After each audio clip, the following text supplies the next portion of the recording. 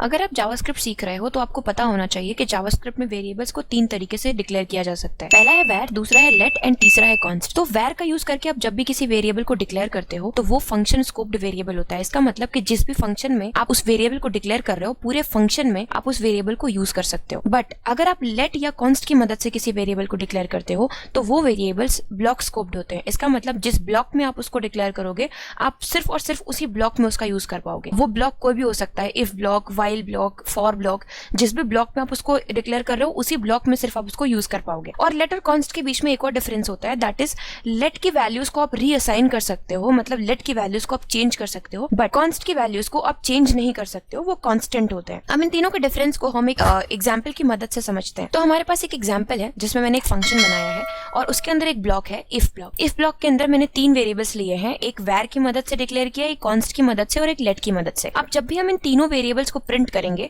तो हमें दिख रहा है कि हमें सिंपली वैल्यू मिल रही है, hello from var, hello from const, hello from let. अब हम क्या करेंगे, इस ए की वैल्यू को इस ब्लॉक के बाहर प्रिंट करने की कोशिश करेंगे जस्ट टू चेक कि ये ब्लॉक स्कोप्ड है या फंक्शन स्कोप्ड है। तो जैसा कि हमको पता है कि ए हमारा वैर की मदद से डिक्लेयर किया गया है, अगर हम इसको प्रिंट करते हैं तो हमें सिंपली ये वैल्यू मिलेगी, दैट इज हेलो फ्रॉम वैर। दिस शोज कि जो वैर की मदद से डिक्लेयर किया वेरिएबल है वो पूरे फंक्शन में कहीं भी यूज किया जा सकता है। बट अगर आप यहीं पे बी या सी को एक्सेस करने की कोशिश करोगे इफ ब्लॉक के बाहर तो आपको एरर मिलेगी, that is B is not defined. इसका मतलब आप बी या सी को सिर्फ और सिर्फ इफ ब्लॉक के अंदर ही यूज कर सकते हो। सिमिलरली एक डिफरेंस जो लेट और कॉन्स्ट के बीच में होता है, लेट की वैल्यू को आप रीअसाइन कर सकते हो। एक बार हम लेट की वैल्यू दैट इज सी की वैल्यू को रीअसाइन करते हैं तो यहाँ पे मैं जाऊंगी and I will say C is equal to value changed. अब जब हम इस कोड को रन करेंगे तो हमें सी की जो वैल्यू मिलेगी दैट इज वैल्यू चेंज्ड, मतलब उसकी लेटेस्ट वैल्यू मिलेगी। बट अगर हम यहीं पे बी की वैल्यू को चेंज करने की कोशिश करेंगे तो हमें एरर मिलेगी, let me change the value. और जैसे ही हम इस कोड को रन करेंगे